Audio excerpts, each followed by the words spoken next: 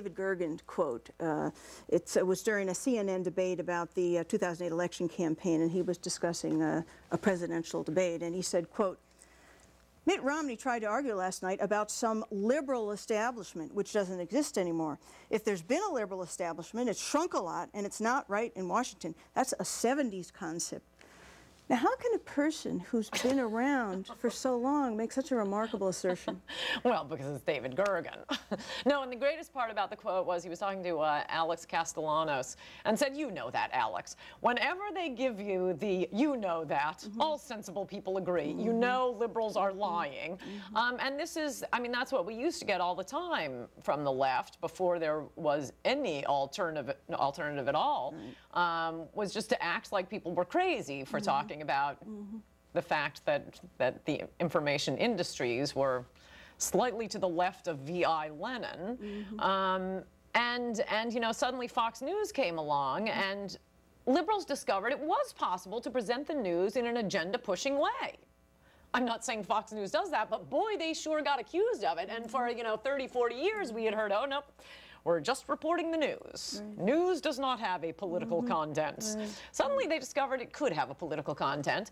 And then the answer was, well, you have Fox News, so shut up about it. Well, look at how Fox News is treated. I mean, in addition to the Orwellianly named fairness doctrine, trying to shut down talk radio, but not any of the other news outlets, because they are so fair. And the Clinton judge trying to apply the campaign finance laws to the internet. How about looking at how Fox News is treated? People are so used to getting liberal propaganda when they turn on their TV sets. I think most people weren't even alarmed, shocked, disturbed by the fact that all of the candidates for president on the Democrat side refused to participate in a debate on Fox News. They would take questions from a talking snowman on CNN, but it was beneath them to go on Fox News, which has higher ratings than CNN and MSNBC combined. And I don't work for Fox News. I never have. I like going there because I like their hair and makeup. And you're allowed to finish your point as long as Alan isn't there. I'm just kidding. I love you, Alan. Do you miss him? I miss him so much. I tell Sean that all the time. And both Hillary Clinton and Ed Rendell, governor of Pennsylvania, said the fairest election coverage came out of Fox News. Right. I remember that. And yet, the Democrats want to treat it like the Klan station. If they could just pull the power on Fox News, they do it.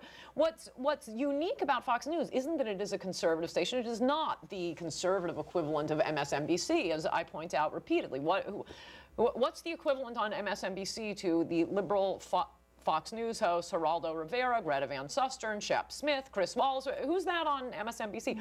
What's unique about Fox News, and I think in general makes for more interesting viewing, is that it's a debate station, is that you have a liberal and a conservative, not just a bunch of liberals arguing with one another, or 8 liberals and 1 conservative. Right, which is what people want, which is why Fox is rated #1. Right, because that is, I mean, I don't think this is just because of my legal background. That is the easiest way to get at the truth, a battle of the two sides, because you hear things on other stations and you wonder, but wait a second, what would Republicans say to that? I'm sure there's more to this story. Well, you get the full story from both the left and the right on Fox News. And I feel like I'm doing a commercial for Fox News. I have no vested interest other than I like the hair and makeup. It's just such a change. Recently, I was in Greece, and the only news that we had was CNN International. There was no Fox, there was no talk radio. It was a long week.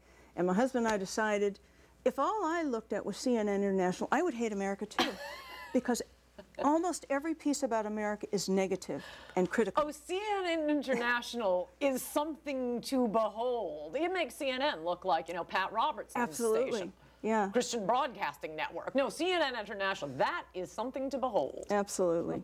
Now, you write a fair amount about Sarah Palin in here, who I'm a great fan of. Yes, so am I. You write about the way the media covered her, making up things like that people were saying at her rally, kill Obama. Yeah. The way they covered her firing of her Alaska Public Safety Commissioner because she let him go. He didn't remove this trooper who was a... That's a good one. If I could talk about that, because no one has asked me about that. Absolutely. And what I love about that is this was Sarah Palin's sister's ex-husband who had tasered Palin's nephew, 10-year-old nephew, made death threats against Sarah Palin and her sister's father, And then in addition to infractions on the job, drinking on the job, and so on and so forth.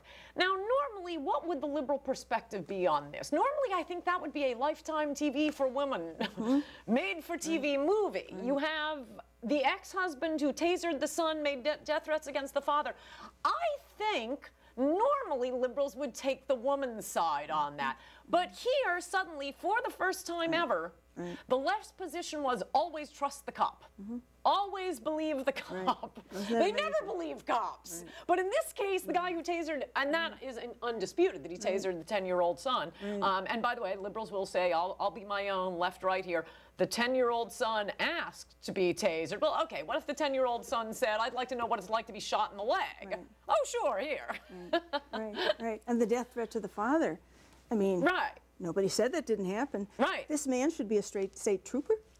No, but it is the hypocrisy of the left that is so stunning in that case. And the media, in the coverage of this, it was just amazing to me, that one.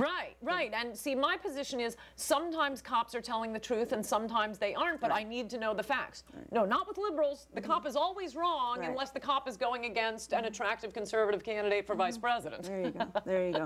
You also wrote in here about how when Sarah Palin's daughter came under attack, right after she was chosen by McCain for vice president.